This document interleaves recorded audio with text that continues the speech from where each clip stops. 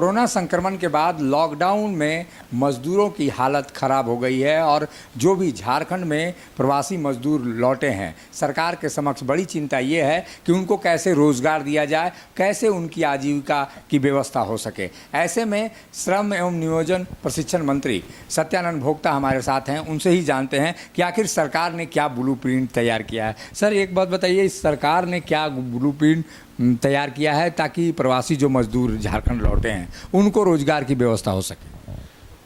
देखिए, सबसे पहले तो मैं राज्य के माननीय मुख्यमंत्री हेमंत सोरेन को बहुत बहुत बधाई देते हैं कि जैसी कोरोना 20 महामारी देश और प्रदेश में पैर फैलाना शुरू किया तो हम लोग कंट्रोल रूम का निर्माण किए कि हमारे कितने मजदूर दूसरे प्रदेशों में काम करते हैं, उनको लाना है तो कैसे लाया जाएगा, अगर जहाँ पर है वहाँ उनके लिए खाने पैसा नहीं तो पैसा कैसे जाएगा। तो माननीय मुख्यमंत्री कार्य क्षमता, माननीय मुख्यमंत्री सहायता योजना ऐप खोला गया।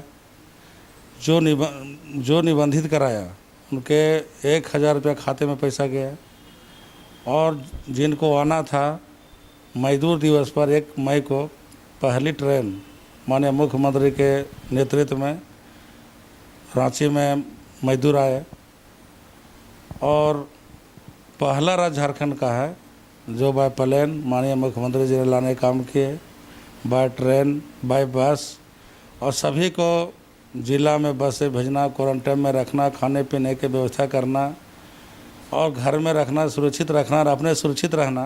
ये सरकार 4 माह पूरे शक्ति से पदाधिकारियों के सहयोग से बेहतर काम हुआ है, अच्छा काम हुआ है और आसानी पर उम्मीद है कि और बेहतर होगा। अब जितने प्रवासी मजदूर अपने प्रदेश और घर लौटे हैं उनको रोज़गार की चिंता है।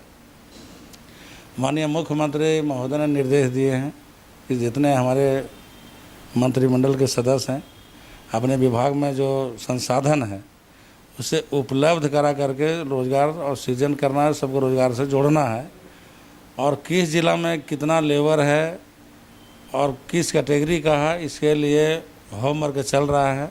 एगो कि राज्य मिस्त्री कितने हैं, सामान्य मजदूर कितने हैं, पेंटर कितने हैं, बिजली मिस्त्री कितने हैं और किस तरह के लोग काम जानते हैं, सिलाई मशीन किनका जानकारी है, ट्रैक्टर कौन चलाता है, तो सब होमवर्क चल रहा है। और कैटेगरी वाइज हम लोग सभी विभाग में काम देते हुए भी जिला स्तर पर, प्रखंड स्तर पर सभी को हम लोग काम से जोड़ेंगे, क्योंकि झारखंड खनिज संपदा राज्य है, या धन की कमी नहीं है और सरकार के पास मन का भी कमी नहीं है। झारखंड चाहे तो अपने प्रदेश के मजदूरों को काम देने के बावजूद भी हम दूसरे प्रदेश के काम मजदूर को भी काम दे सकते हैं, लेकिन सरकार संवेदनशील और गंभीर है और जितने हमारे मजदूर अगर अभी कोरोना 20 महामारी ख़त्म होते ही जैसे सामान्य स्थिति हो जाएगा तो जो जैसा काम चाहेगा, जहाँ चाहेगा वैसे राज्य सरकार उसको काम देगी। राज्य में बड़ी पैमाने पर कोल कंपनियां हैं, ECL है, BCCL है, CCL है। इन कंपनियों को कुछ आप लोगों ने राज्य सरकार की ओर से अल्टीमेट किया है, कोई सूचना दी है या किसी तरह का निर्देश देने का काम किया है कि वहाँ पे मजदूरों की रोज़गार की व्यवस्था हो सके? हम लोग लक्ष्य तय कर रहे हैं। जैसे बहुत सारे कंपनी झारखंड में हैं, एशिया महादेश के सबसे बहुत बड़ा कोलवरी टंडवा चतरा में है, मगा, दम्रपाली, अशोका, पिपरवार, लातेहार में तेतरिया, सिकनी, धनबाद में भी कोलवरी है, गोड्डा में भी है, रामगढ़, हजारीबाग, जहाँ जहाँ प्रभावित जिला है खनन से संबंधित, बॉक्साइट, लोहरदगा, गुमला, हम लोग सभी जगह प्रयास कर रहे हैं कि हर छोटा हो, बड़ा हो, फैक्ट्री हो, चाहे छोटा कंपनी हो, हर जगह 100, 200, 500, 1000 जहाँ आवश्यकता है, ज़रूरी है, शिक्षित हो या शिक्षित हो, सभी को समान वेतन। जैसे ही नहीं कि पहले लोग मजदूर ले गए दलाल के थ्रू 5000 मिला, कभी काम किया नहीं मिला।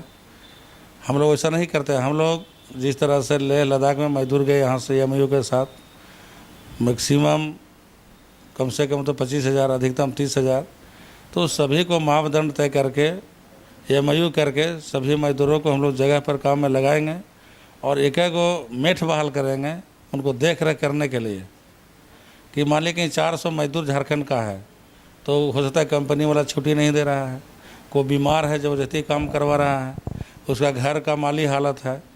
तो हर तरह से राज्य सरकार योजना बना रही है, सोच रही है, और लोगों को काम कैसे मिले सरकार पूरा गंभीर और संवेदनशील है। हम लोग जल्द मजदूरों को काम देने के लिए आगे कदम बढ़ा रहे हैं।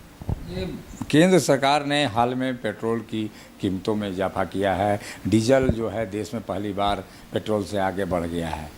कहीं परेशानी हो रही है आप लोगों को राज्य में कि ताकि इस कोरोना की महामारी तो थी ही, ऊपर से केंद्र सरकार लगातार मूल्य बढ़ोतरी कर रही है, उससे राज्य सरकार को काम करने में कहीं दिक्कत हो रही है? देखिए 2014 के लोकसभा का चुनाव आप याद कीजिए कि कई नेताओं ने भाषण दिया। उस समय 56 रुपये डीजल था और 58 रुपये पेट्रोल था। तो सभी साइकिल से रैली करते थे कि बहुत महंगाई बढ़ रहा है।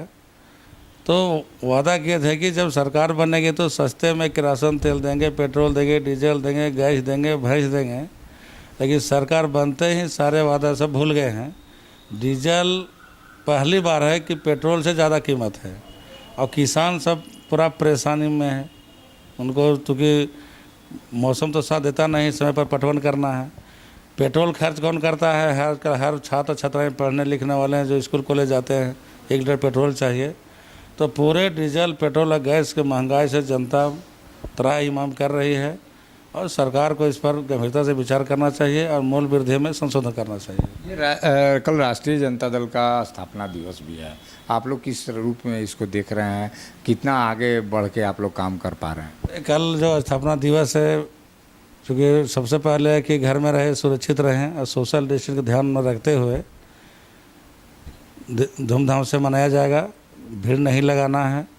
जो गृह मंत्रालय भारत सरकार का दिशा निर्देश है, राज्य सरकार के, कि मैक्सिमम 50 आदमी से शादी में जा सकते हैं। कोई कार्यक्रम करना है तो 50 आदमी, तो ज़्यादा भीड़ भाड़ लगाना है। हम लोग कोरोना विश्व महामारी को देखते हुए कार्यक्रम करेंगे, लेकिन भीड़ भाड़ ज़्यादा नहीं होगा।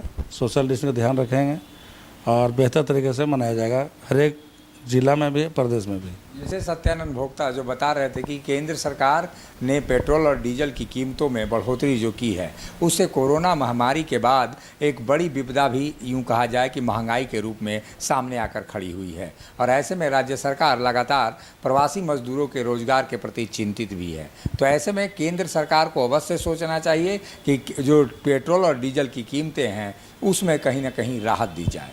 सहयोगी संजय के साथ अशोक कुमार, मुखर संवाद, रांची। है और जो नाला गिर रहा है उसका जल्दी प्रस्ताव बनाए, और इन्होंने कहा भी है कि प्रस्ताव की कॉपी हमको दीजिए। मैं भी सरकार से, मैं संबंधित अधिकारियों से बात करके और 15-20 दिन के अंदर उसे सैंक्शन कराऊंगा। और मैं उम्मीद करता हूं कि माननीय मंत्री जी ने जो कहा है, निश्चित रूप से दमदार मंत्री हैं और उनकी बात में वजन भी है। हम उम्मीद करते हैं कि जल्दी ही नाला दूर चला जाएगा, और ख़ास करके जो गंदगी यहाँ पर है जिससे लोगों को बहुत कठिनाई हो रही है, तो वहाँ उसका जरा साफ सफाई अगर हो जाएगा तो बहुत अच्छा रहेगा। ये हम सबों ने देखा है कि यहाँ नर्क की स्थिति थी,